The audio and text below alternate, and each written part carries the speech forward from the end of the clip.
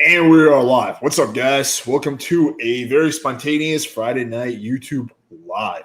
And we got Jmulv, John Anthony coming on in 15, 20 minutes. So it's going to be a good time. We're going to go for probably an hour, maybe an hour and 20 minutes, something like that.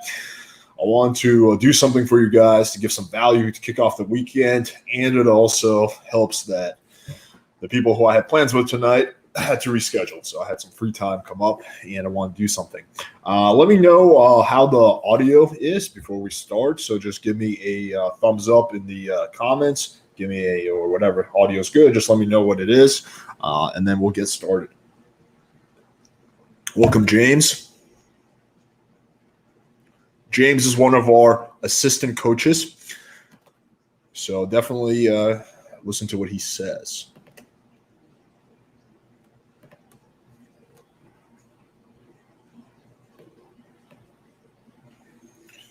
Audio is good, solid audio. Okay, cool. All right, so we will start. All right, so yeah, so basically we're gonna just go through all your questions, and then John is gonna come on in about 20 minutes, and we might also have some other guests. I sent out the invite to a bunch of coaches, so we'll see. Might have some surprise guests. All right. Why Tinder Platinum slows down so much? Initially, I had 5-10 matches. After 2 weeks subscription, I barely get matches at all. Not sure, to be honest.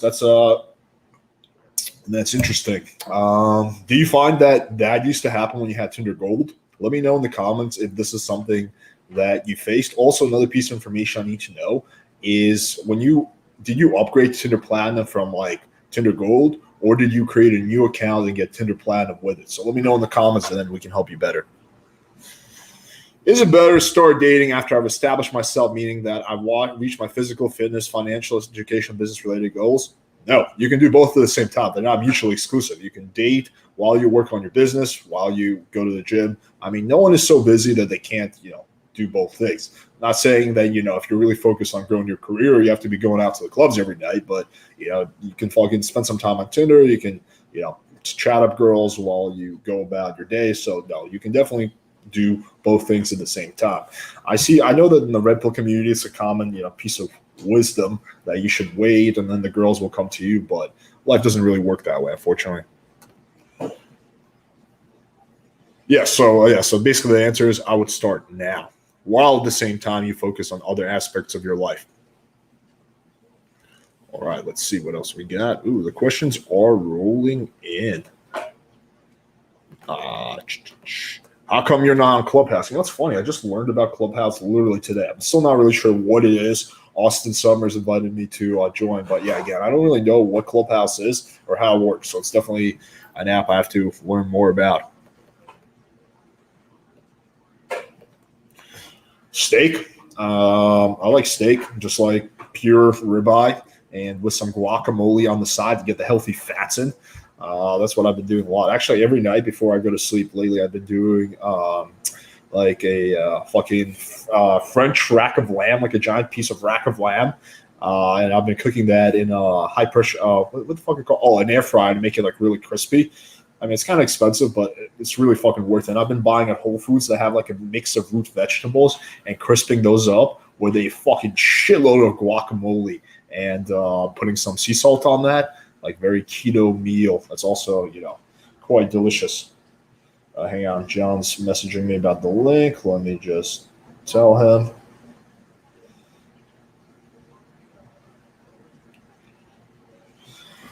All right. Is 32 too late to become a successful woman? I only have one girlfriend so far. No, it's never too late. I mean, I guess if you're like 80 or 90, it's probably too late. Unless you want to be like a pimp in the nursing home. But no, it's not too late. 32, you're good, man.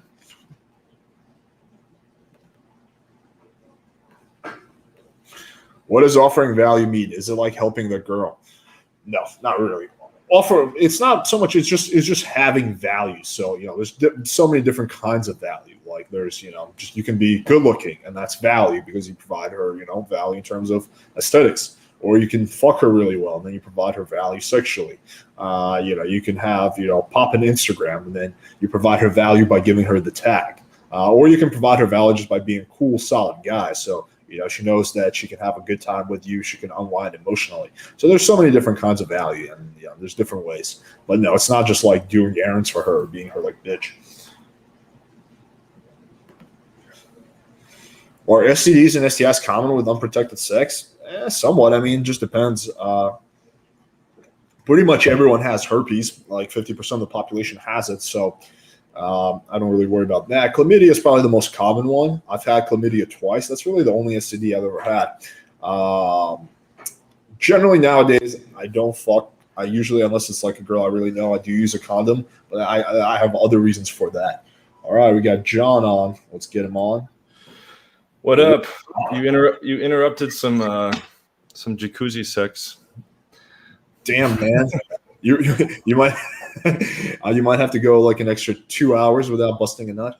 The first thing I come on to is our Alex saying I use a condom, which is a disgrace. I should leave right now. Limes, bro. Can't be giving that limes. How many people are on? We got 47. Okay, cool. So let's see here. So give it for anyone who's not familiar with you. I'm sure most people at this point are, but just give a very quick intro. Update us with your latest lay count. 1,329. I was gonna say I'm the guy that just talks a lot of shit on everyone, but no, I actually have a extremely optimized system as well. But I also talk shit on everyone, dude. I'm getting so many like broken man stories from all the people that were ripped off by a lot of the coaches in the industry. It's like horrible stuff about all these people's lives being ruined. And they're like, you're like the Robin Hood now, like saving everyone. Who at this point is the biggest scammer? Who do I think is? Yeah, like if you had to pick one, like the biggest one, the biggest offender. Derek Moneyberg for sure. But Max and RSC Tyler are like a 2-8 second and right up there with him. So, but yeah, let's answer some game questions. What do you think about modern life dating? He calls himself the best coach of all time. Yeah. Well, I will tell you what I think. It's going to be a 2 or 3 hour video with 100 slides that my assistant's been working on for 4 months. So you'll find out. Everyone will find out soon. I'm looking forward to it.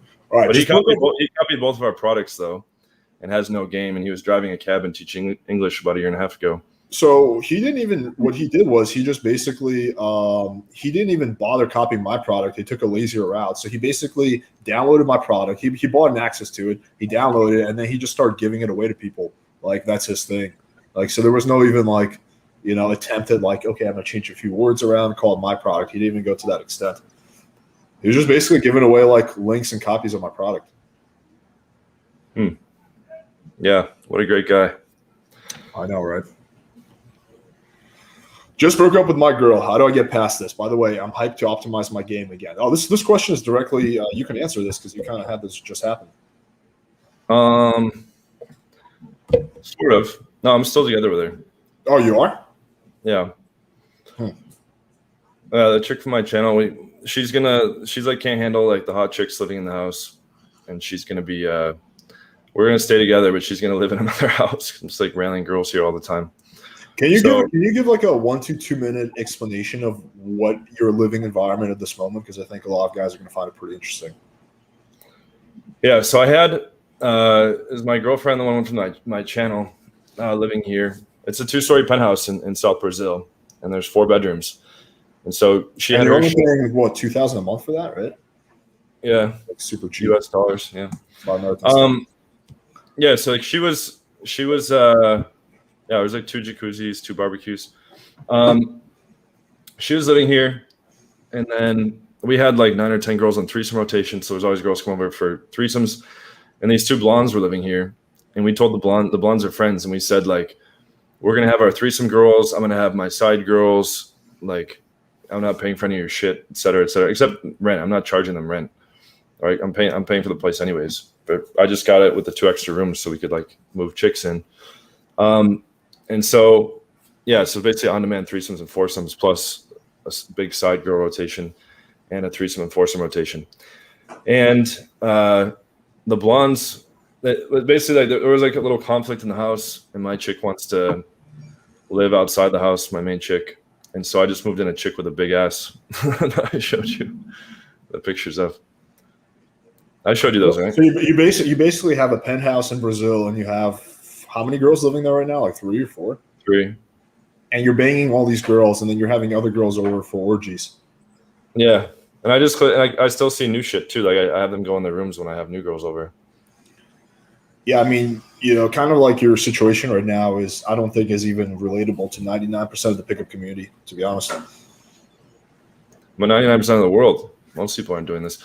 I get guys. It's been interesting. Like, I'm starting. My stuff's really taking off because the reputation's growing. I want to shout out my thing because I don't know how long I'll stay on. PlatinumDatingSystem.com. I run like an 8-week thing, but basically I'm getting hit up by dudes that are like, I can't like say like who.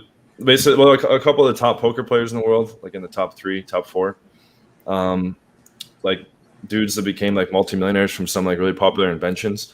I'm hearing these stories like, oh, I've only banged 1 girl in the past year, like just these like really wealthy or really like well off or famous people, and a lot of their game sucks. So, and you even see like, I think it was in the MLB, like the Major League Baseball, there was like dudes like creep texting or whatever. It was all over the news. It's like there's like a lack of game everywhere, right? So it's Yeah, of course. and then most people are just getting married and shit. So Did you read about the Aziz Ansari story? Like that chick he had over for a date, and she like accused him of like rape or whatever. But did you read like the full account of that story? no, It's pretty interesting. But basically, what it boils down to is she accused him of having essentially bad game. So basically, this chick came straight to his place. It was straight to the house. A wine date. They were drinking wine, and basically, like the way the story goes is she was initially very DTF, but he was just like had a really really bad game, and he just progressively turned her off. But she like basically gave him a blowjob anyway. And she said she's not sure why she did it, but she did it anyway. And so basically, afterwards, she started accusing him of a creep and putting her in an uncomfortable situation. Like, if you like actually go through her account, like it's very clear that this is just a DTF girl who like met someone who she idolizes. And then that guy had no game, and she got turned off. Like that's essentially what happened in that situation. So it's like even celebrities, like a lot of celebrities, have horrible game. Do you ever listen to the recording of Harvey Weinstein with that model outside his hotel room? no. Yeah, it's another interesting one. So basically, it's like a 2-minute recording of Harvey Weinstein trying to get this girl to go inside his room. And it's also like the fucking worst game I've ever heard.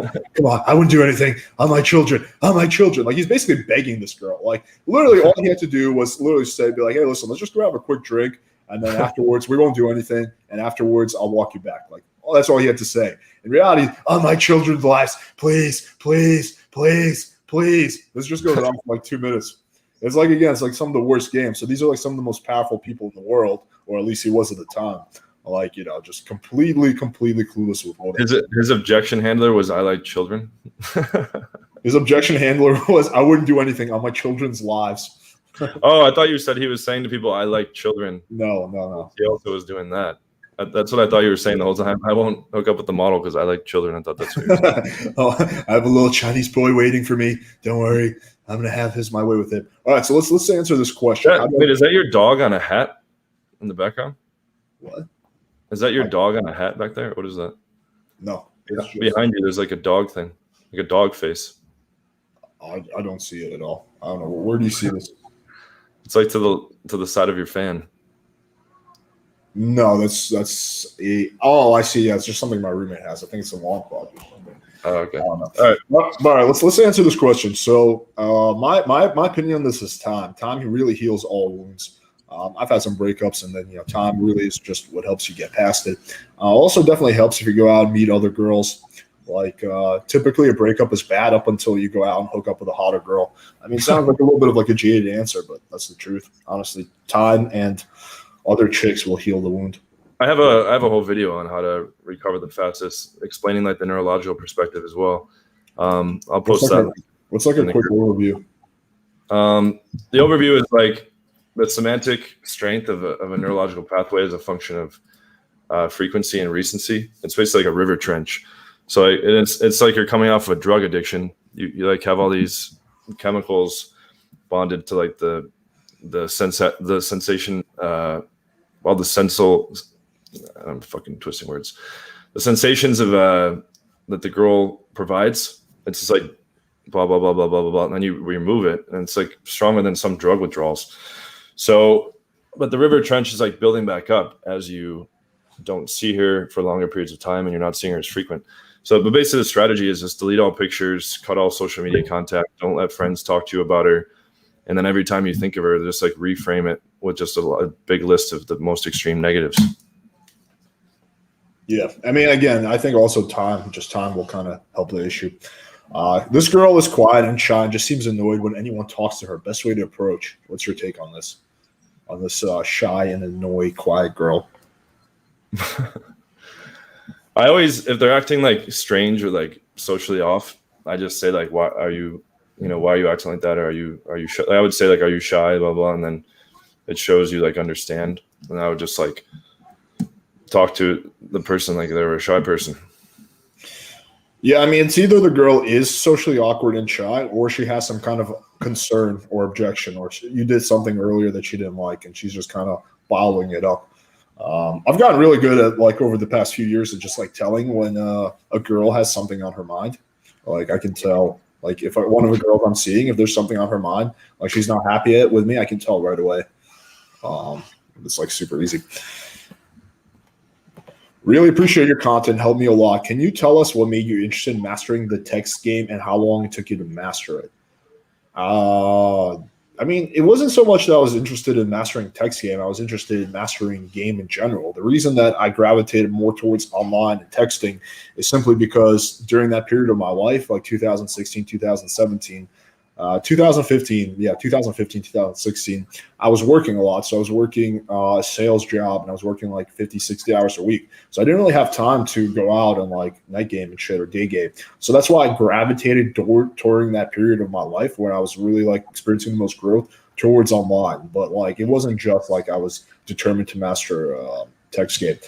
In terms of how long, I don't know, because it was kind of like a slow process. I just kept getting progressively better and better. And I don't know if you ever reach a finish line. Like I still like every year or so I discover new shit. So I don't know, a few years I would say. Yeah, that's true. Yeah, I'm always innovating stuff too. Like as long as you keep treating the system as like a work in progress and not a final arrival point, that helps keep progressing things further. I want to answer a couple people. Somebody asked, how do they know I'm telling the truth about my lay count? Wait, where's the question so I can put it on the screen? Sam Miller, towards the bottom. All right. Well, why don't we get to that question when we get to it? Because if we start going out of order, we're just gonna like fucking have to keep going. Right. Unless you want to like tackle it real quick. Yeah, I have a video that's like over an hour, like the proof for sleeping over 1,000 girls. Like, first of all, anyone that knows me well knows that I like take it obsessively. I mean, Alex knows me well. Yeah. I mean, he really does. He way more obsessively than necessary. But yeah, John. But he was really fond of his leg count. You were part of groups where I was like sending pictures of every close in the past. I posted like 300 in a row on Instagram. I mean, you were staying at my place when you hooked up with 10 girls in one weekend, so I've seen it like firsthand.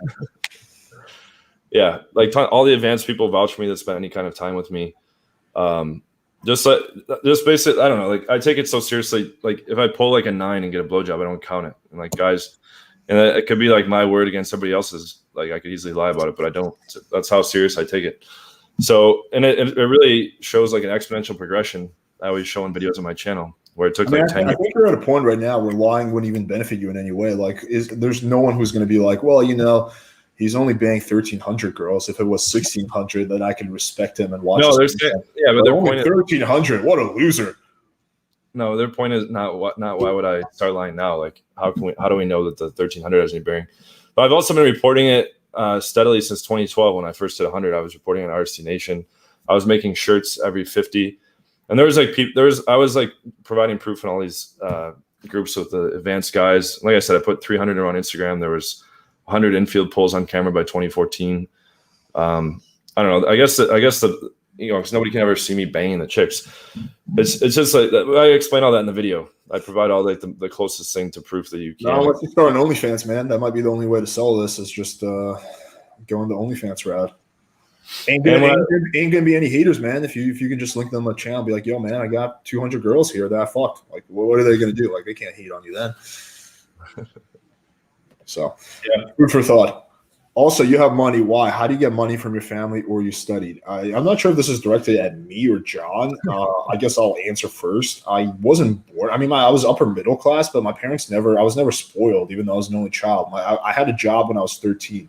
I had jobs all throughout my life. Like my dad was very clear on like we'll provide you food, education. But like if you want anything extra, like for hobbies or travel, like you have to pay for that yourself. So I always kind of, and I hated it at the time, but now I'm pretty thankful for it because it gave me a good work ethic. So I had jobs like all my life.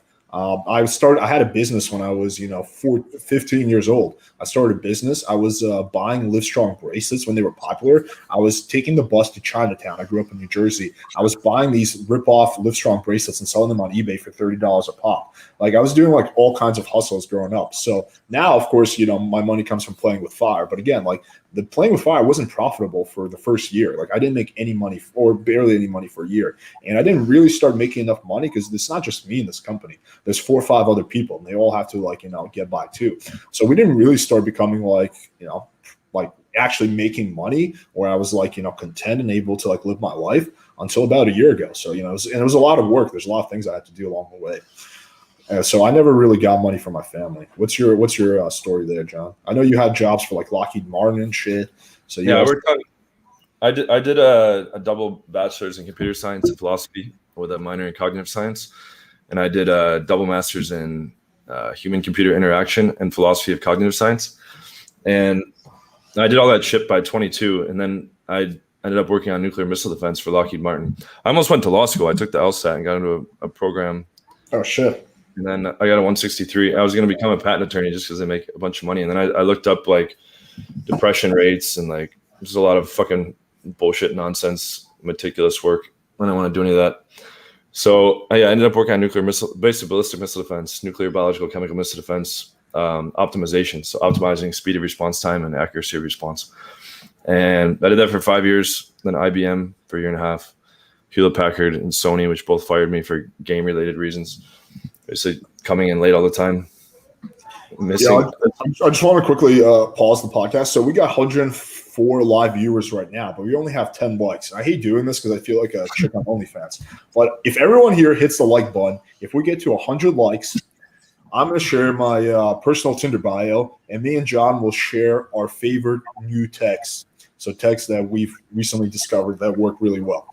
So if you guys get us to 100 likes, I'm going to share my Tinder bio, and me and John will share some of our inside secret favorite texts. Alex is going to show his wing. That's only if we get to 200 likes. What's the best way to maximize your pickup results? I put in effort, but have ended up burned out before because of it. How would you avoid burnout? How do you keep progressing without stagnating? So what's your take on this? Well, I'm always showing guys that exponential graph on my screen. Basically, you have to keep analyzing everything that goes wrong. I was telling my mentorship group tonight that you have to even analyze the situations where you got laid, because you're always making mistakes everywhere. Nobody's running a perfect interaction, and there's so many variables in the game. That's why it's so much fun. For me, this is just 3D chess with fucking pussy as the reward. But you basically have to analyze, you just have to hit a certain threshold of being good enough in an interaction to get the chick. But there's usually errors everywhere, and you can always learn from almost every interaction. So you have to be very, very, very meticulous in terms of where you're getting stuck, where things are breaking down, where there's leaks, holes, weaknesses, etc. So I'm constantly I think in terms of systems anyways, but I'm constantly looking at everything as a macro system and micro system, and looking at all the subsystems and anywhere that I can tweak to increase the overall output. So that's a pretty complicated answer, but basically really honing in on where you're going wrong, but look at it as a funnel. So you have online game, day game, and night game. That funnels down into phone numbers. Then you have your texting next. Then you have your dates, public dates, or you can go text straight to the house. You go from date straight to the house. And then after you close, you have to retain. So that's how I always assess guys' problems in their game. If your texting sucks, you're losing. When you're going from phone number to date, you have a leak. If your dates suck, when you're going from dates to close, then you have a problem. I actually have an advanced friend in town that's 400 count. He's one of my best friends. He said he would come on and be off the camera. I don't know if you want him to answer a couple questions. Yeah, sure, man. Have him on. He doesn't want to be on camera, though? He has like a high-end job. You know him. It's the sales dude. Yeah, I know who you're talking about. This is a nice family-friendly channel, though. We don't talk about things. My answer to this question would be, but yeah, the answer is yes. Definitely have him come on. My answer would be you need a good strategy, and I think a lot of guys have a bad strategy, which is what I've noticed. I have friends who just, I see them day in, day out. They're at the clubs. They don't really like clubs, and they're just grinding it out. So I think you need an effective strategy. I don't think going to the club every night is a good strategy unless you have status or you're a DJ or something like that. So for me, one of the good strategy was heavily prioritizing online, right? So the way I see online is like you initially invest by going out and trying to get good pictures, and it can be frustrating because you do a photo shoot and you don't get any good pictures. But once you get dope profile pictures, right, it's like you do a lot of the work up front. You invest the time, and then you just get returns on that because you're constantly getting matches, right? And then you can easily convert those to straight to the house dates.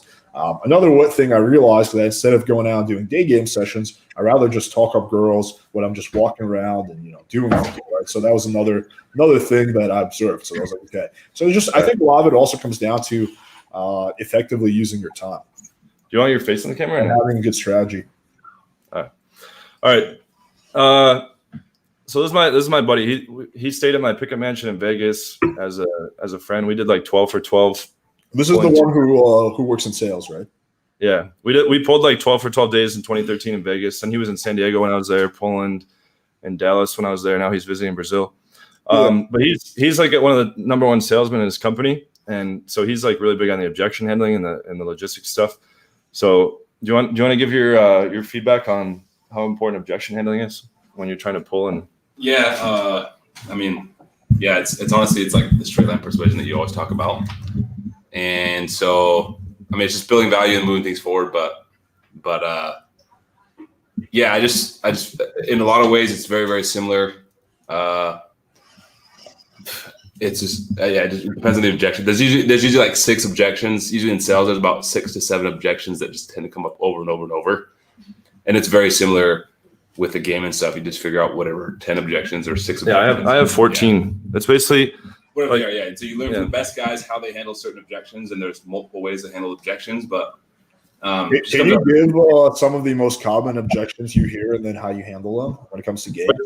So you guys can roll on that one. So at random order, I can't leave my friends. And then there's the answer for the first half of the night versus second half of the night. I have to be up early. What if you're a murderer? We just got here. I can't go unless friend 1 through X comes. And then these are all night game objections, just to be clear. Yeah. It should be the exact same for everyone. A hookup objection, like I'm not like that. We have to stay till the end because the headline DJ. How will I get home? How can I trust you? Just variations. I have 14 listed out. I don't want to go through those. I always keep that off my channel. You should. No, so a good thing is, a guy should master those where he can literally handle those in his sleep. Like, if somebody wakes him up in the middle of the night. Yeah, because I tell guys, like, when you go to pull, you're going to get, like, usually, like, 1 to 3 of those. But sometimes, like, 4, 5, 6. But it's very rare that you'll get 0. And most guys that don't understand game, that like shuts them down, and I think the girl's not interested. Oh, give your whole take about how it's like normal to be getting objections. Like most people that buy in. So that's the thing was like, if you don't want a girl to be passive. That's the last thing that you need. Like girls just like agreeing with everything, just going with everything, because that's either she's either like a hooker, or she has a boyfriend, or she's married and she's just having fun, like wasting your fucking time. So you want to get objections. Objections basically just means that like she's interested.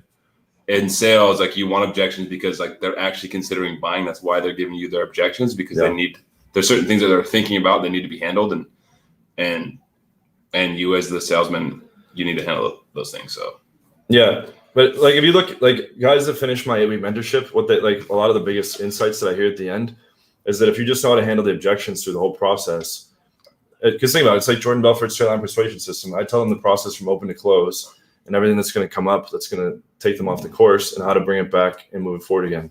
So basically, like there's a lot of things too. Go over this. There's a lot of things that are they're called smoke screens in sales. Smoke screens are things that you don't have to overcome. Like they're objections that don't need to be overcome, right? So a girl will kind of shit test you. She'll be like, oh, well, the thing is, like, you're not tall enough. Well, that's a shit test, right? Because it doesn't matter. You have to be able to discern between a shit test, concern. This is the way I see it. There's shit test, there's concerns, and there's objections. And each one of those three should be handled in a different way. Like you would handle a concern in a different way that you would handle an objection. And you handle a shit test in a different way that you would handle a concern. I actually have a video on this, just literally breaking down the difference. Yep, and it's really boss too, because like if you can understand the difference between these things, like you can literally just plow over the fucking the smoke screens, and it just like gives you tons of like. She's like, oh yeah, no, I can't because you're wearing a fucking green shirt. I don't, or because you're wearing a tank top, and I fucking hate tank tops. It's just that's a smoke screen. There's certain things that like you don't have to overcome objections. You just gotta blow past. Yeah, I mean, we just have different terminology for what I call it a test, but yeah. If you start answering a shit test like with like you would an objection, like you're gonna lose value, and so you have to be able to discern the difference between those three, and you have to be able to handle each one of them separately. Yep. All right, let's move on to the next question. Why do some girls ghost out of nowhere when they seem very interested over text? It can be any number of reasons. Because they're getting railed by Alex. Sometimes, yeah. But aside from that, well, I think this is actually a good opportunity to throw a playful jab at my favorite podcast, Fresh and Fit. So they say that basically every time that a girl flakes, it's because she's getting fucked by another guy, and that's just not true. That's factually not true. The vast majority of the time when a girl flakes, she's not getting fucked by another guy. She's either hanging out with her girlfriends, or she's trolling Instagram, or she's watching Gossip Girls. Like that's just the reality is like not like that. So it could be any number of things. It could be she had a change in state. Like when she was talking to you 2 days ago, she was feeling adventurous and maybe horny, and then she's not anymore. So she had a completely different emotion. She's in a completely different emotional state. She had some concern or objection come up. She had it could be any number of things. She got fucked the night before. Her ex hit her up the night before. Anything, but usually it's a change of emotional state. So, yeah, I mean, I would say that's why it's important to run high volume because then it doesn't really matter as much. So me and you definitely agree on that, like the importance of running high volume. Yeah, there's like so many different factors. I would say that they want a lot of girls just need validation quickly sometimes, and sometimes they'll just roll with it because they love the validation that you're giving them. A lot of guys are probably complimenting them, talking, like running game on them, and they like it. It's enjoyable, it's entertaining, and then the next day they just don't give a fuck because they weren't interested in the first place. Yeah, I would say though, you should be able to, with a high degree of success, to be able to discern between girls who are just seeking validation, girls who are interested in meeting up. I do think that there's like some differences, not all the time, but I do think that there's large differences in the way those two girls will communicate with you. And I would say a lot of guys want to know, like, so how do you discern that? Because that's So it will be like, for example, a girl who's actually interested in you. She will be asking you buying questions. She'll be asking you, do you live alone? Do you have a car? Like she'll be asking you shit like that. A girl who is just seeking validation, she doesn't care about shit like that. Doesn't get her any validation.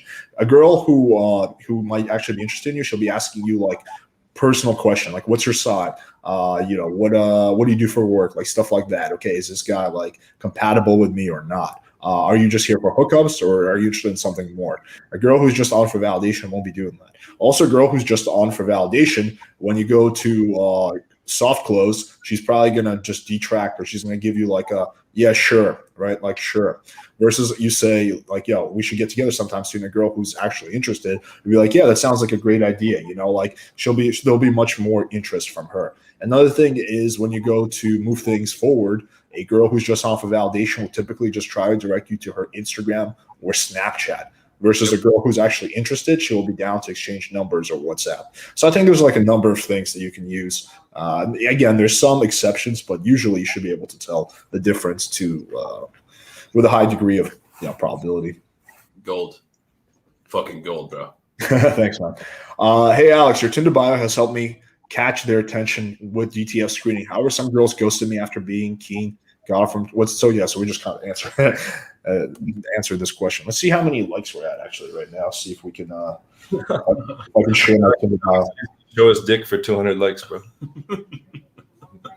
All right, so we're at 54. We are at 54 upvotes. So we got 46 to go. So we got 117 people watching this. So basically, for anyone who's just tuning in, if we get to 100 likes, I'm going to share my latest variation of my Tinder bio, which I've never shared anywhere. And me and John are going to share some of our favorite go-to texts that we've recently discovered that we also haven't really shared anywhere else. So get us to 100 likes. We got 46 more likes.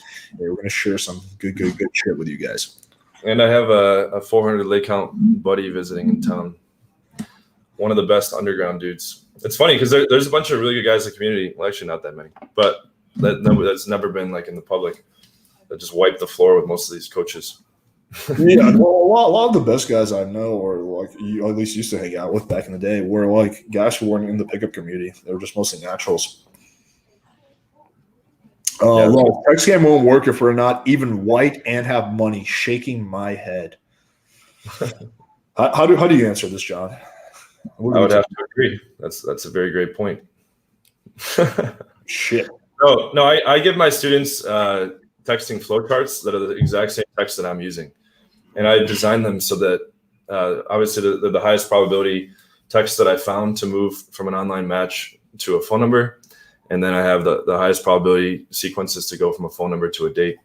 So I just literally have everybody copy pasting. Nobody's writing their own text. They're writing the same stuff that I'm using. Because I don't see text. I think I disagree with you there that guys should be given free reign, because I think 99% of people just violate a lot of important rules by mistake. It's like a battlefield.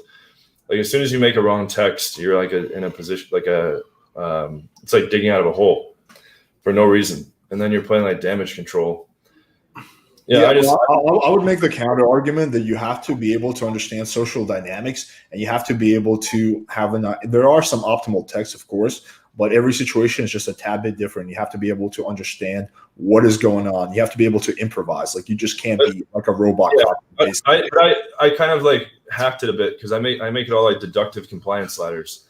So it's like if they respond to the opener, which has a high response rate, then they're going to lead to giving you the phone number. If they respond over text using a high response rate thing, then they're going to end up leading to a date. And then it tells you what to do for every objection.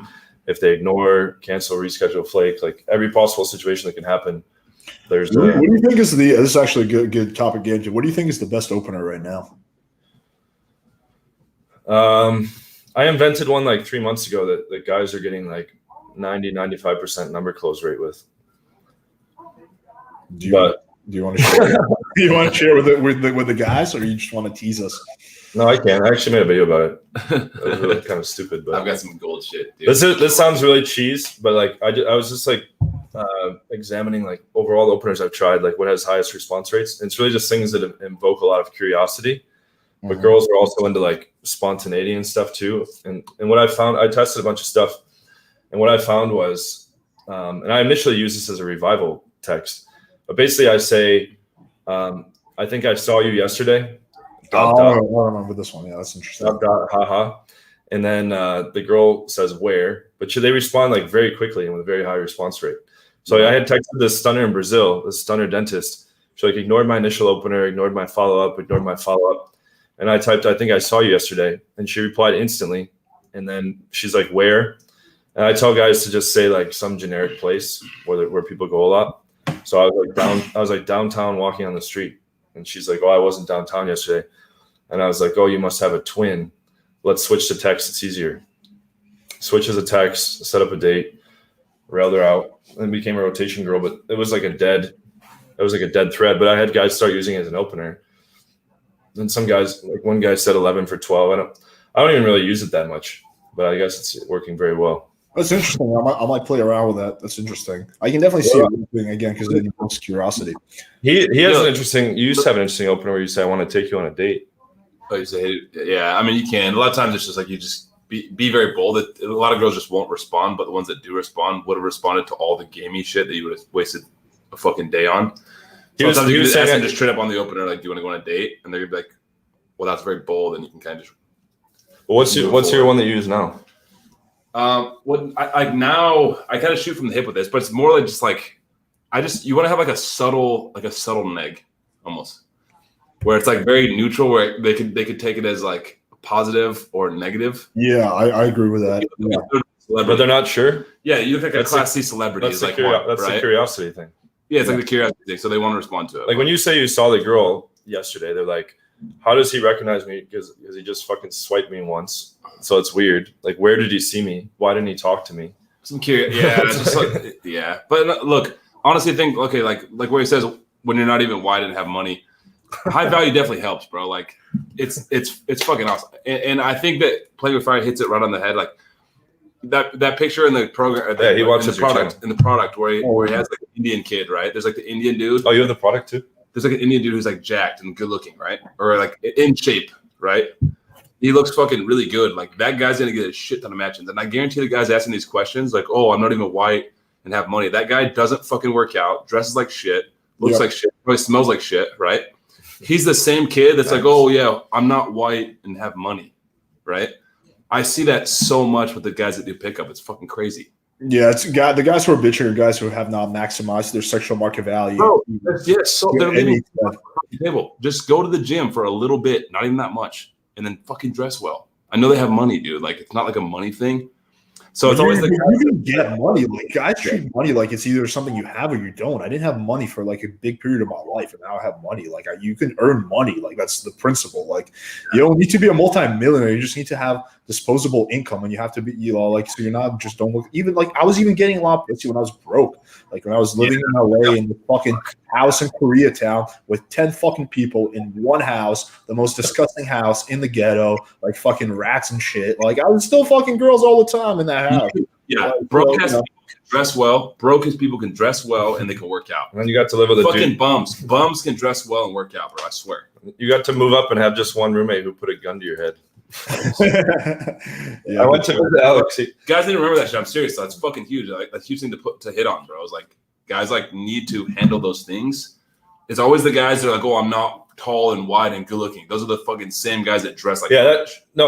Let me give like a really good assessment of that. Anyone that's blaming like race, height, logistics, or people blame like their whole state or their whole country as the reason why their game isn't good. It's like very like 99 times out of 100, unless they're like deformed, it's because their game isn't good enough. You know, that doesn't mean everyone's on an equal playing field. Of course, SMV stuff factors in, but that only cuts out like a small part of your available options. It's like say some girls don't want to date you if you're shorter than them. Who cares? You date the ones that don't care. Or like for guys that are like in their 40s and 50s, they're like, well, I can't bang 18, 19-year-olds anymore. Like it's not a possibility ever again. And I'm like, okay. And then they pull an 18-year-old in the program, or like, even a dude in a wheelchair I got laid in England. So like I always say to guys, like put like 100 random pickup guys above a club and living next to the club, and put me living 40 minutes away. And I'm just going to like crush all of them, probably all the results combined. So it's not a logistics problem. It's not because you're in San Francisco. I'm sure you hear that dumb shit all the time. People just want to like blame their lack of game skill on something that's out of their control. So I think you have to be able to discern between things that are out of your control and things that are within your control. Like a race outside of your control, logistics within your control. Like you don't have to keep having shitty logistics for the rest of your life. Sometimes guys treat like moving logistics are that big of a deal though. Sometimes when I tell guys that they need to get their own place and like not live with their parents, they look at me like as if I'm telling them that they should like become a billionaire. Like they look at me like I'm crazy. Like, whoa, man, move out of my house. Maybe in 10 years. I mean, my business partner, Indian PE, i.e. Nitin, he's Indian, he's bald, he has an accent, and he's chubby. Still gets laid. He's on a date right now with a pretty hot Latina. Probably gonna pull her. Maybe not, but probably will. So yeah. I just find a pretty hot Latina. Isn't it great? Actually, this is interesting. This is like a very popular in the red pill, black pill, this mindset. Isn't it degrading and humiliating for God to approach a girl? No. Feels like begging for women. It's just much easier. Yes, it is much easier for women. Just sit, enjoy, and show, and like good things just come to you. So easy for them. I know. It is easier for women to get laid. So fucking what? Like, what are you going to do? Like, that is what it is. Are you going to cry about it? Are you going to complain about it for the rest of your life? Like, what? The good news, if you look at the flip side of the coin, like my chick in Brazil the other day, she was like, wow, she's like, I just realized, like, if you're an ugly girl, she's like, you pretty much are like fucked for your whole life. So like, and that's true for the most part. And like, like you're pretty much like out of luck. But dudes can like make something themselves, even if they're not that good looking. They can still land a bunch of chicks. Yeah, I mean, it's just and the most funny thing is that there's women who like feminists who also bitch about how much harder it is to be a woman. There's men who bitch about how much harder it is to be a man. Like in reality, just each sex has their own unique challenges. They're like different, but like it's women. Yeah, it's easier for women to get laid, but it's usually harder for women to find a quality guy who's like down, who's high value, and is going to see her exclusively and like down to be in a relationship. So that's like a big challenge for women. So we just have different challenges like between the sexes. I'm drinking Heineken Zero in a Skull mug. We're partying hard over here. Skull beats, bro. I can see that. I have a friend talking to a girl on IG, and he's trying to schedule a date, but the girl reschedule on him. It's the best move to next for him just to try and reschedule. Well, I would need to see the screenshots, but yeah, probably the best move is just to reschedule a date. I mean, if it's a consistent pattern of her rescheduling and flaking, then at that point you want to call it out. But I mean, like, what else are you gonna do? I'm just thinking, at this point, you a lot of guys, yeah. Like, I want to make a point. A lot of guys in my mentorship like fuck up. They like watch my boundaries video, or like like calling people out if they fuck with you kind of thing, not letting you across the line, and they think that like any like excuse from a girl to have to reschedule, they should like boundary the girl. Yeah, I see that too. The girl will be like, "Hey, sorry, my family's in town for the weekend, but I'd love to see you next week." And he's like, "Hey, listen, that's not cool whatsoever." Like, my grandma is in the hospital. She has to live. She like rightfully ignores, and then they start sending my ignore texts, and they're like, "Hey, why are you ignoring?" And then the chick, and I'm like, "Dude, you're blowing out the set here. Like, you're misapplying all the shit." Yeah, I see a lot of dumb shit too. By the way, I just want to announce something. So we're at 72 likes. We got 28 more to go. We got 150 live viewers. So if 2 out of 3 people who are watching this hit the like button, we can get to 100 likes. And like I said, if you're just tuning in, if you guys help us get to 100 likes, I'm going to share my newest variation of my Tinder bio. And John and I are going to share some of our favorite go-to texts. Some of our favorite D-pics. Nah, what happens if everyone opens the Google Chrome incognito window and likes the video a second time? I don't know. I've never tried that. I really don't. Okay, let's see.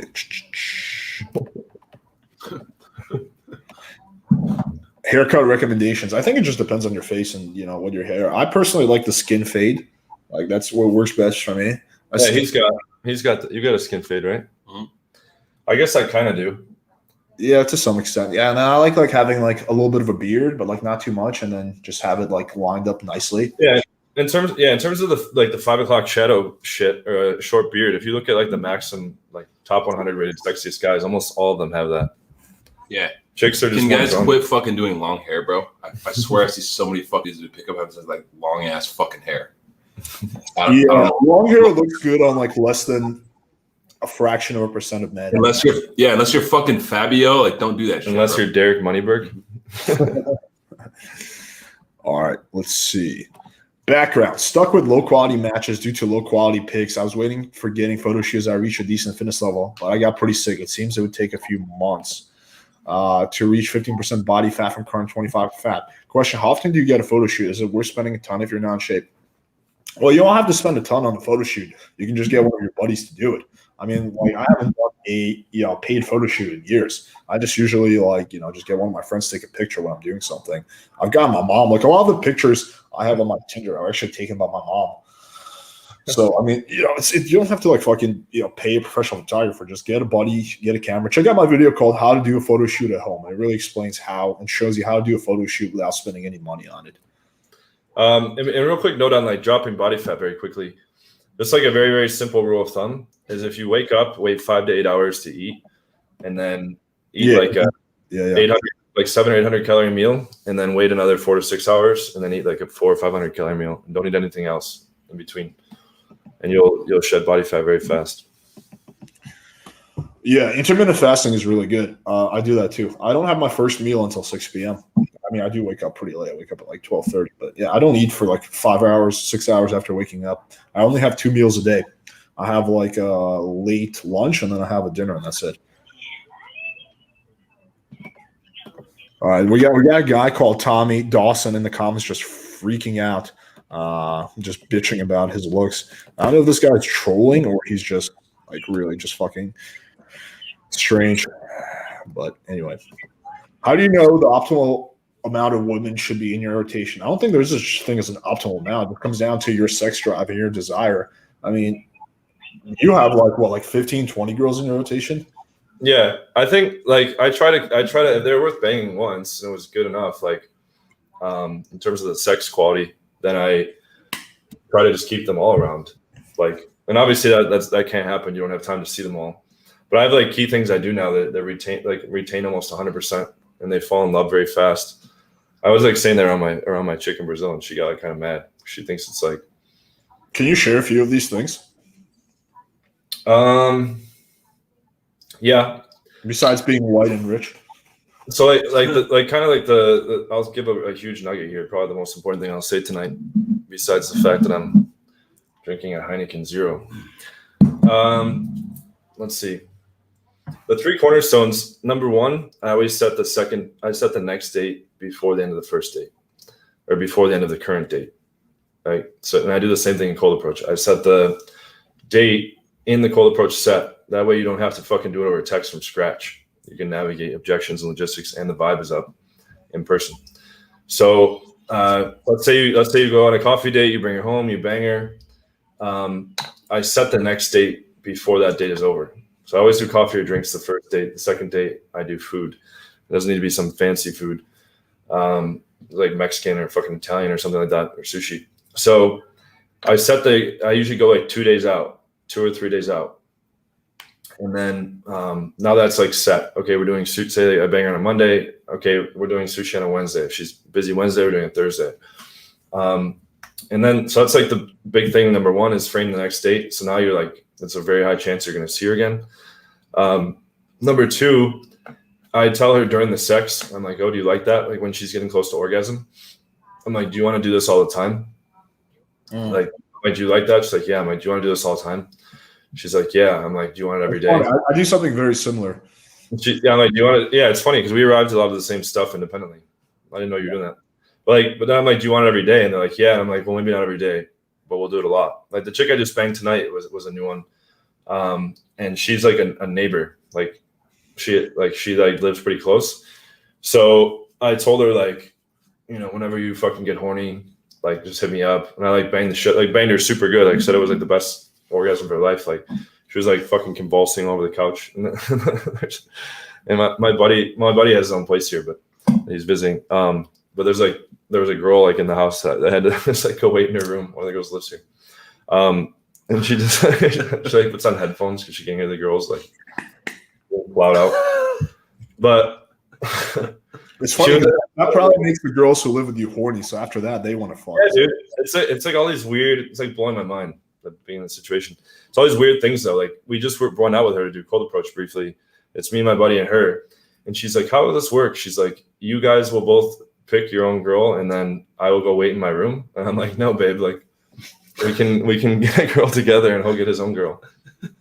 But she was like prepared to, you know. But it's not like she's cool. She doesn't feel like. All right. Well, anyways,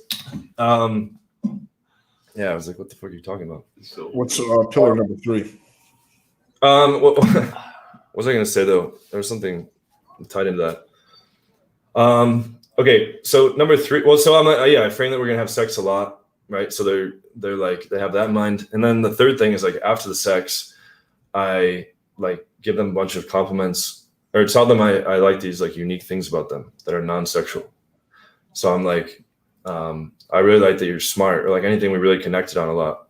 I like that, you know, we both really like philosophy, or I like that we both are into electronic music or some shit like that, right? Plus, I like showcase, like I've like fine-tuned the DHV stories and like types of things I say over the years. So I just like hit them with like the full gambit where I'm making an impression like I am like the full package guy in every way, like to the most optimal degree. Yeah, if you can hook them emotionally and sexually, I think that's what you're talking about. You're hooking them on a sexual level and on an emotional level. That is the way to go. Yeah, it's usually like their best sex or one of their best sex, and then it's like the most like fascinating guy across the board for them. logical. Yeah, And then, logical level. Yeah, you're and right. then I'm like anti one night stand framing, both by setting a dinner date for the second date. Yeah, this is like huge value here. Should make this a clip. Bulldog Mindset has Bulldog Mindset clips. I should make a John Anthony clips. It's like the Joe Rogan idea. But basically, yeah, then you've anti one night stand frame. She's like, oh, he banged me, but he wants to go out in public again. He could have just asked me to come like Netflix and chill and all that shit. But now we're going out in public.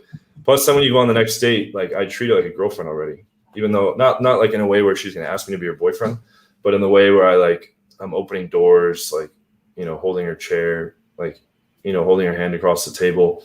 So she saw like this like fun side on the first date. On the second date, she sees like a romantic, like a little more serious side. But plus, I'm like bringing alpha presence where I'm you know, being firm on things, like leading things, etc. She sees I'm not like a pussy. And then I just have hit so many things across the board, and I plan things with them for the future. So like not like a whole bunch of stuff, but it's like all across the board. Like I'm acting like we've known each other for a long time, and sometimes I say I feel a special connection with them. Yeah, I mean, another little hack is if you spank your girl's ass really hard. I mean, as long as she's into it, and then like it leaves a mark for a few days. So you basically cock block her for like, so she can't go out and fuck another guy for the next 2 days. So her only option for getting laid is you for like 4 or 5 days, and then you can hit her up the next day, house of booty healing, and she's like, oh, haha, yeah, you left a mark. You're like, good, I'll leave another one, like, you know, sometime soon. So yeah, another thing I might do is I'll say like, whose pussy is this? She'd be like, it's your pussy, babe. It's your pussy. She's like, invested in this. A lot of chicks enjoy that. I'll do lots. The only thing you and I disagree on, I don't even think it's a big disagreement. It's you do dinner dates and I don't. But I do think I'm a big believer in that once you know game, you can break a lot of rules. Not even saying that's a rule. Yeah, I just did a video on like the stupid rules and beliefs. A lot of that was like pushed in the community by like retards like RST Tyler. So like, are you listening? Listen to the shit. So like, guys are like, you can't take your girl out to dinner, right? I take your girl out to dinner like as a matter of course, like I'm on the second day every time. I do think though that a large part of that is like because you have game and you are like an alpha guy, so no girl's gonna look at you and be like, oh, he's gonna be my beta provider, right? Like, but I do think though, if a guy's like very much on the edge, he doesn't really have game yet, and he just kind of has a beta presence, it might be a different story. So I do think that like, yeah, if you're like an alpha guy who has game, then you can do whatever the fuck you want in terms of dates. But if you're like a pretty beta guy where you do risk getting friend zoned or being in a provided category, it might be a little bit different. As long as it's not the first date, I guess. If it was the first date, that would maybe look at that. Yeah, but I mean, if you fuck the girl, it is different. Like there's a lot of things change just once sex happens. Yeah, but I double and triple text all the time. Like yeah, I do that too. Yeah, but guys think that's like a mortal sin. Like guys are always like stalemating in their text threads because they're like, I don't want to double text. I'm like, you're a fucking retard. Like it's because like RST Tyler told them that. What's another big one? Like you can't buy girls a drink. So I had a student. That's a really fucking dumb one. I buy girls drinks. Yeah. I had a student at a boot camp in London that like got to make out, like move the chick over the bar. Like I saw him pointing out, like he was like in the pull back home. The girl was ready to leave. I was listening, and then the drinks came. They had ordered one drink. He was gonna leave after the drink, and he fucking was like, "Oh, I don't have any money," and he did. He was like trying to like not only not be the provider by keeping it equal, which was also by being poor, but he was trying to like make her like invest, like just stupid like Todd shit, and like not be a provider at the same time. And then the girl like paid the drinks and like stormed off. And I was like, dude, you just fucking blew that lay like because you're a retard.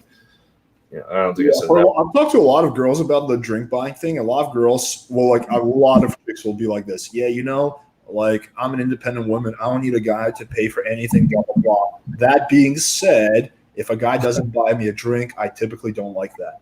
Like, yeah, it's a societal and cultural thing. Yeah, I remember like back in the day when I was like observing that rule. It's weird because like a lot of these chicks, they're successful, they have jobs, they have careers. That being said, and they know that it's a little bit of a double standard, but at the same time, they still get turned off when a guy like is being cheap and won't buy them a drink. Oh shit! I think the chicken house is watching. I forgot I sent her the stream. The story was about her. That's funny. Okay. Yeah, dude, my YouTube's burned me so many times. Like I had in Poland, like all these rotation girls thought they were the only one. And I was doing such a good job of keeping them separated. There was like 14 or 15. And then this chick was like walking around in one of the streams at one point, and like a bunch of the chicks were watching my channel. It's like blew out like 5 girls instantly from rotation. And this problem is only going to get worse as your channel blows up, man. Yeah. Why don't you should bring you're getting like recognized and shit. Yeah. Oh yeah. Yeah. I had a group against me in Poland, but Brazil people are more chill. Oh, I did want to bring up something since you all brought up Todd. So a lot of guys have been asking me to get Todd on for a live stream, and I will say this: out of the RSD/XRSD guys, Alex and Todd are the ones who I have the most respect of out of that group. Not saying that I'm a huge fan of him or anything like that, but like if I had to pick like 2 guys out of that group, it would probably be Todd, Alex, and Julian. Like I don't really have any respect for like Max or Tyler or Derek or any of those other guys. But anyway, so I do want to get him on. I have been trying to get him on, and that's like saying which piece of shit do you like the best? Like I would agree with you as those being the top 3, but they're still pieces of shit. I like Alex. I mean, he I found him interesting. But anyway, you and I might disagree on that. Maybe just because he has the same name as me.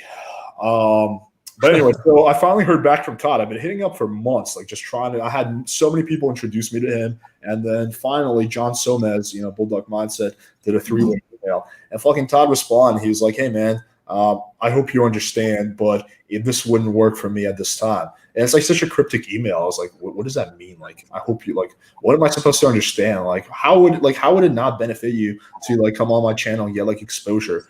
So anyway, so the point I'm trying to it could be because we're friends. He might think you might like bait him for me to like take ammo to blast him. Yeah, maybe. Yeah, but like I'm not gonna do that. I probably would. What is it? That's such a good idea, dude. But anyway, so the point I'm trying to make is if you're the guys who've been asking me to make that collaboration happen, and you're someone who wants to see that collaboration happen, then reach out to him. Because at this point, the ball is in his court. It's not in my court. I'm down to do this collaboration at any time. Same thing goes for AMS. I've been trying to make that collaboration happen for ages. It's not the ball. It's not the roadblock isn't me. It's them. So reach out to them if you guys want to see this collaboration happen. He has like $1,000 an hour Skype coaching or something. Just book us. Who, AMS or are you talking about Todd? AMS. He'll come on, and you're like, dude, hey, the clock's running, bro. But no, I mean. Yeah, I don't know. Todd, I worked with Todd. Todd, I don't know. Don't get me started. All right, let's see what else we got. Let's take a few more questions. Oh, this thing. Oh, let's see if we hit 100 yet. We should be pretty close. Oh, to answer this question, the optimal amount of women, just whatever fits into your schedule. Basically, like keep adding more until you have no time, or the time that you allocated towards dating is maxed out. That's your simple mathematical answer. Yeah, we are at 96 likes. We need 4 more people to hit the like button, and then we're like the video on Playing with Fire. Massive value with you guys.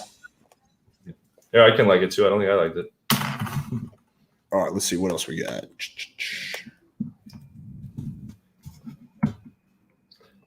I kind of sometimes like the problem with the StreamYard. Sometimes it skips, and then you just miss a lot of questions.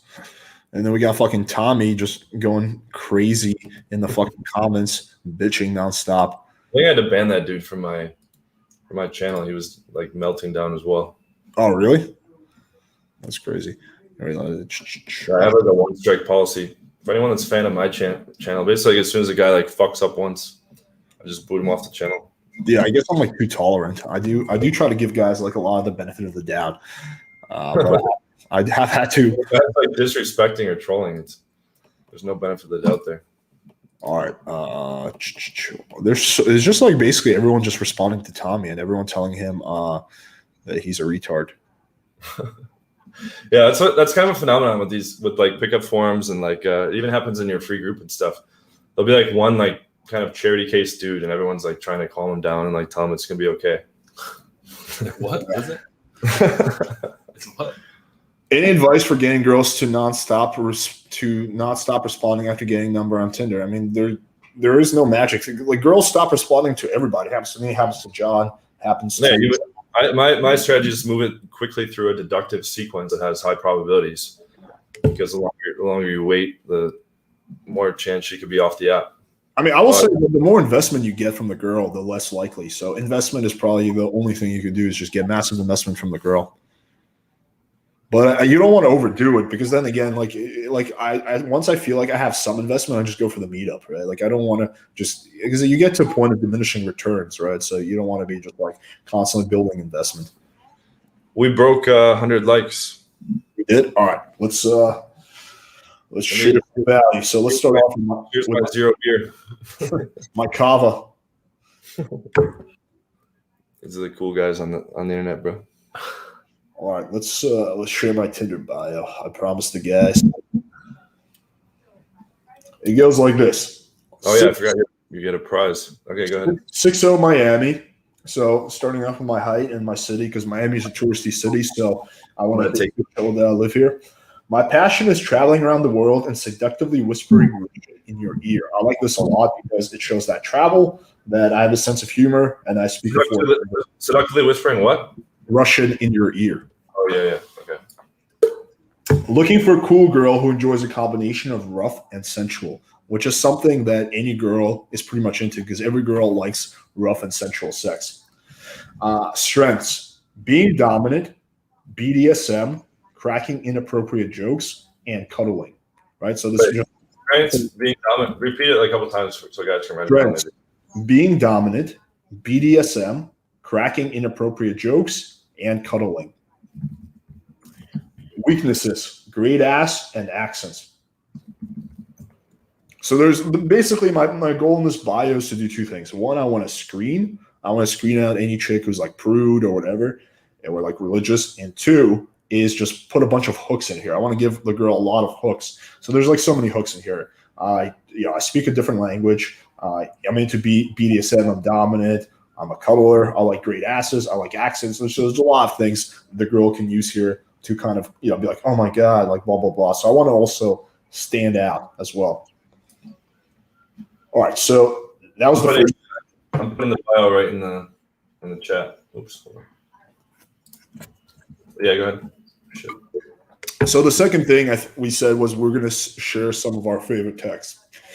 So one that I've actually been doing quite recently that I just randomly discovered one night is when a girl is being flaky, is to message her so cute yet so flaky. It's literally 4 words, but they're very powerful because every chick is like, because it's kind of like a backhanded compliment. You're telling her she's cute, so you're not just insulting. You're not just being, you're so flaky, right? Because then a chick will be like, oh, fuck this guy.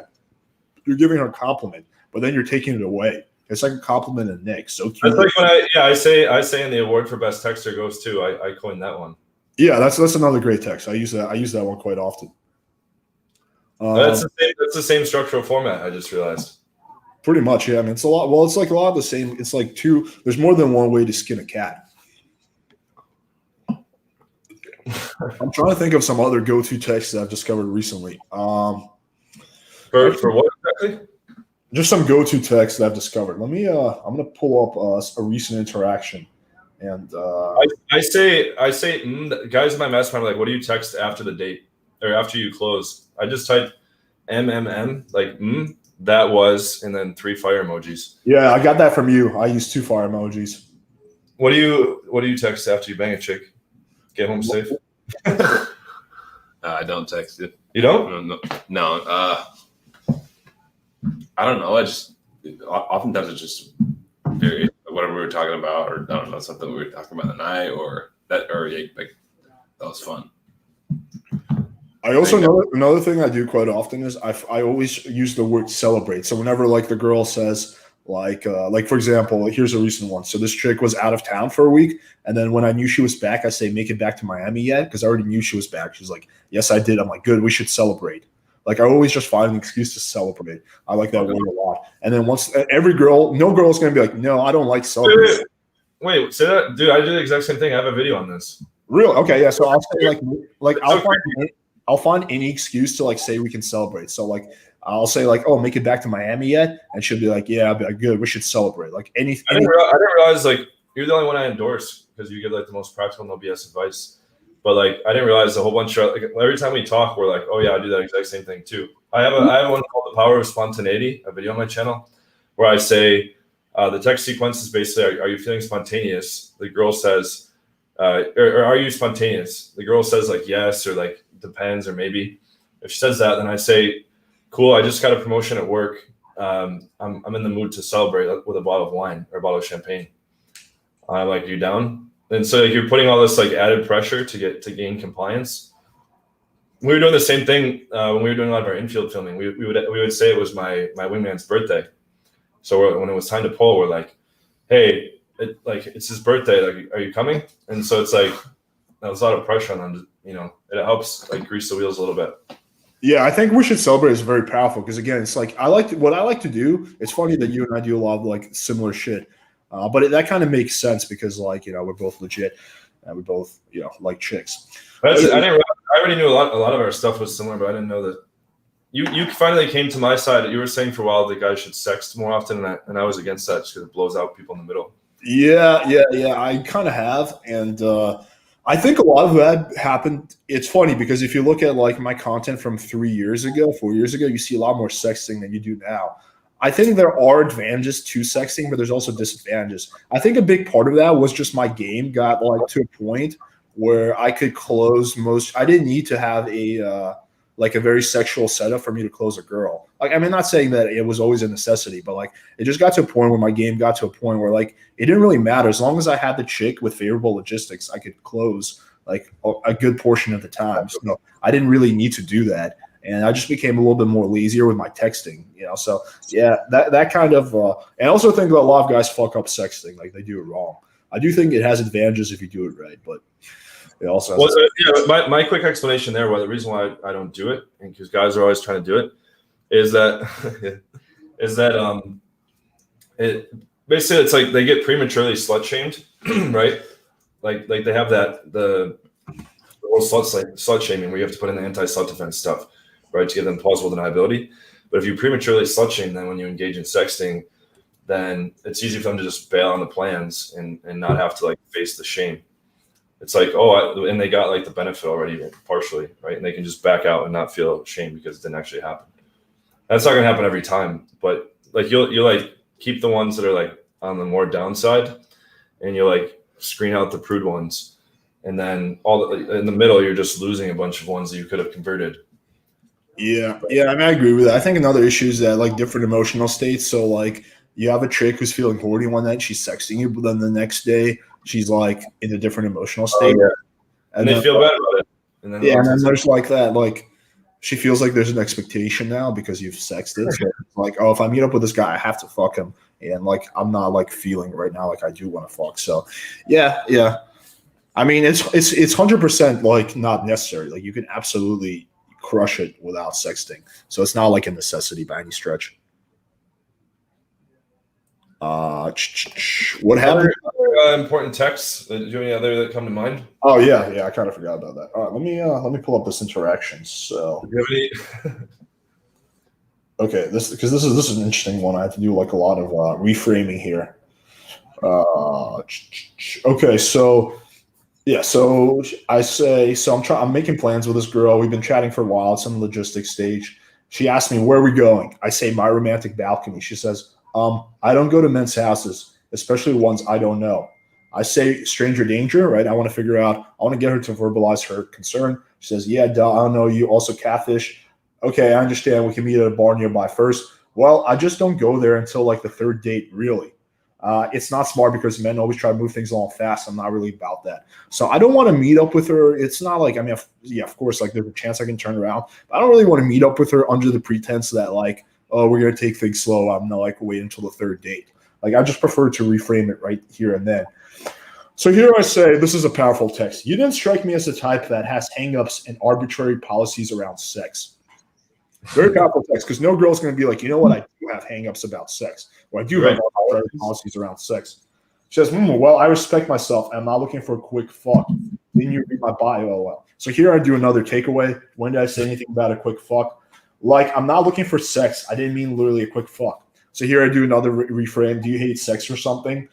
At all? Not at all. I just don't want to be used by some random dude on Bumble. So finally we're getting to her underlying concern. I say, of course, I understand. You do know it's possible to have sex without being used, right? So this is just kind of like how I reframe.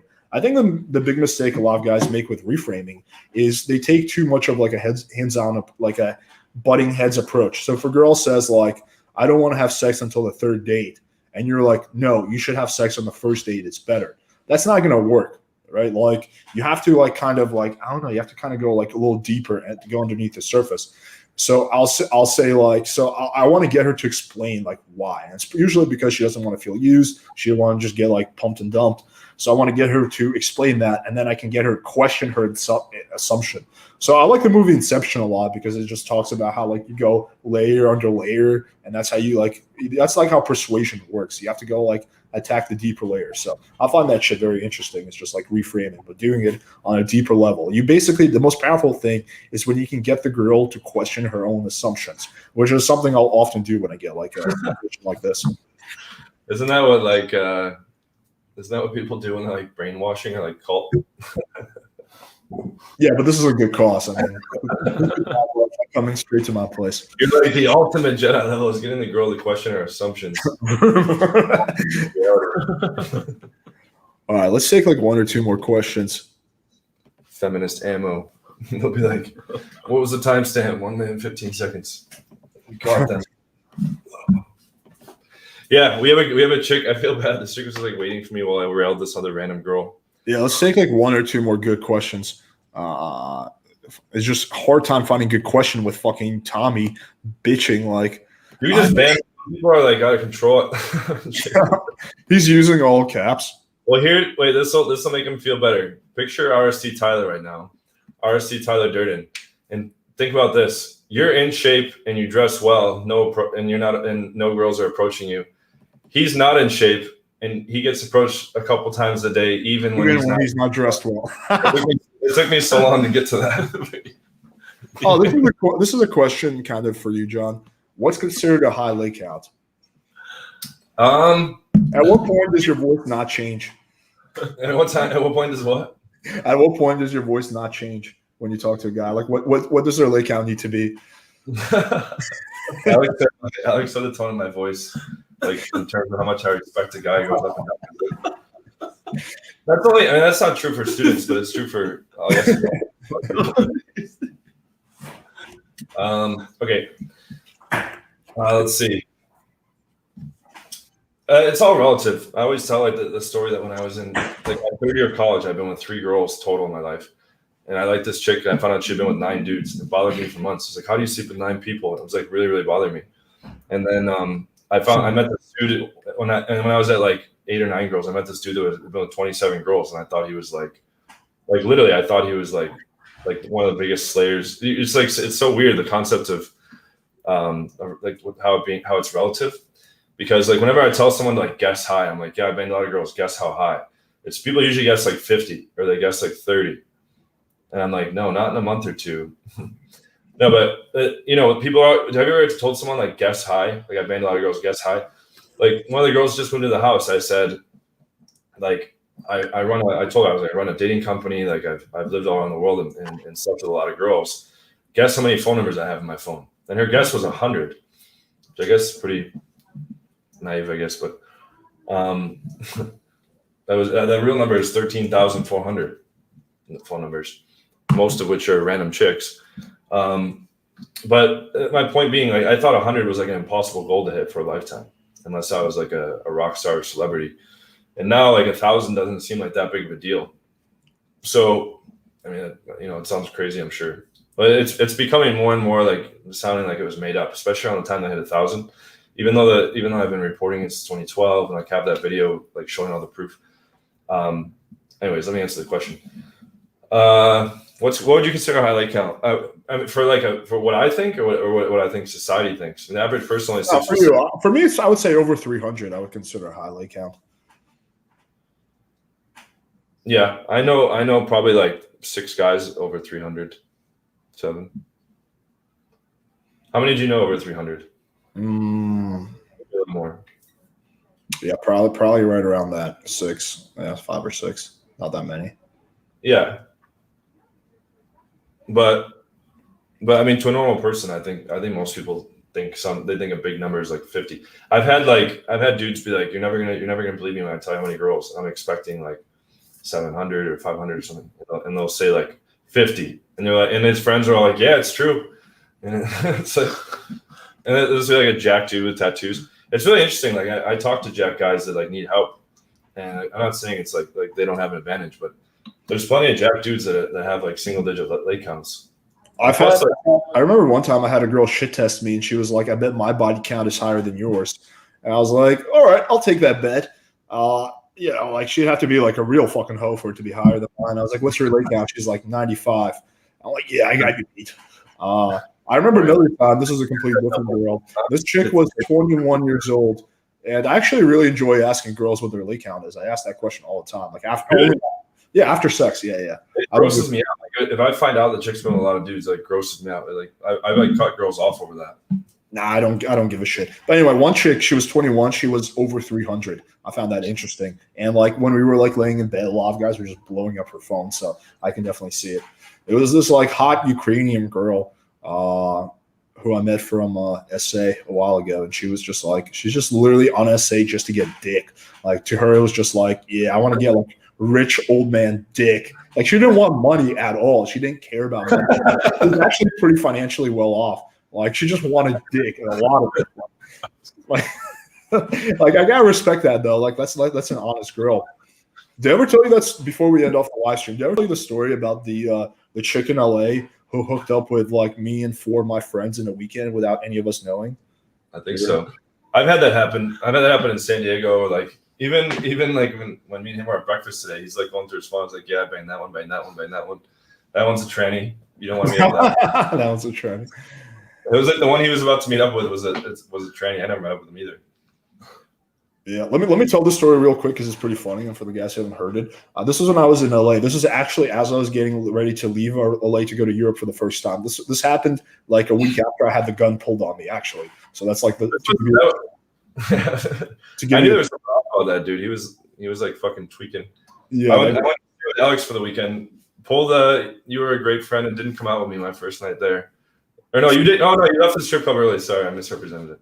You left the strip club early, and then I came back later with a strip. The smoke machines were kicking up my allergies, bro. Oh yeah. Yeah, I brought. It wasn't actually 10 girls that weekend, was it? That I banged. It was something like that. It was a lot. I mean, the first. I remember the first girl you didn't bang. You just got like a blowjob or something. But then, like after that, I think you were there at my place for 3-4 days. But I do think it was like 2 or 3 girls a day. It was a lot. I don't know. There was a Brazilian. I don't know if it was a 10 per se, but it was like right up there. But anyway, so the story goes like this. So, this fucking so my buddy who was actually, you know, this guy, I'll tell you his name offline later, but he was in town from San Francisco, and we had this group chat. I think you were actually part of this group chat. Maybe I don't know if you were part of this one, but anyway, so he posted a video of a hot chick he banged in LA, right? And I don't know, I just found her like very hot. Oh, I know who you're talking about. Yeah. She was like 18 and like super submissive. She was wearing a choker, and she kept saying, "Oh my God, Daddy, harder, harder." He knows it too. He was on his boot camp. He was like assistant. All right. So anyway, so he posts this. I'm like, damn, dude, what's your fucking username? And he gives me the username. So I was staying with another guy because after the guy pulled the gun on me, I got the fuck out of there, and I was staying with this other kid from my group until my flight to Europe because I had like 5 days left in LA. So I was staying with him, and this was my last day in LA. And I tell him like, yo, man, use my SA account, just DM this girl and see if you. Oh no, he was using his own account. So I was like, yo, man, DM this girl and see if you can get her over. And I thought it was like a 1 in a million chance. And so then I'm having dinner with one of my closest friends, and I get like a message like, yo, dude, she's on her way. She's going to be there at 30. I'm like, oh, fucking shit, he got her. So by the time I get back to the house, he had already smashed that girl. I'm like, damn. So then he leaves the room. Me and her hook up. So I thought that was like pretty crazy in of itself because she like fucked like, 3 guys in 24 hours. But then the story gets even better. So after she leaves, she tells us she has to go because she has some important meeting.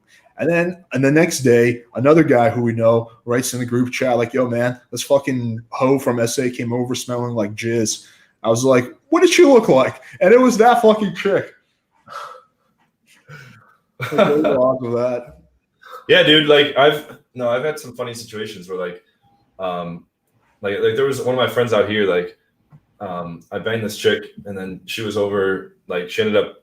I don't remember exactly what happened, but I think he banged her first, and then I banged her next. I banged her next. I was like, yo, and he's like, yeah, I banged that chick last week, But she had told me like, oh yeah, you're my first American. And she had banged my friend last week that was American. But like all this other stuff, like there's like all these parts of the story. I don't know.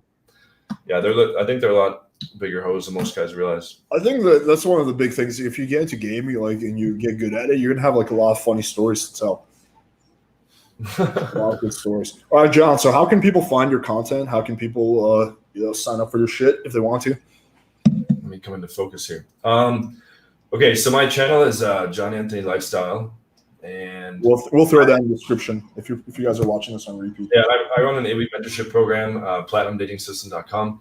But basically, like I didn't get to explain that in the beginning about basically what I bring to the table for those that aren't familiar.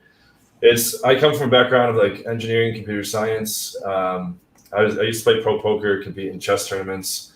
I was like a top StarCraft player, but I also worked on nuclear missiles for the U.S. government for 5 years. So like ballistic missile defense optimization. So I'm really good at optimizing systems. I think of everything very analytically. Any skill game I was able to master very fast. Like I mastered poker very fast, chess very fast.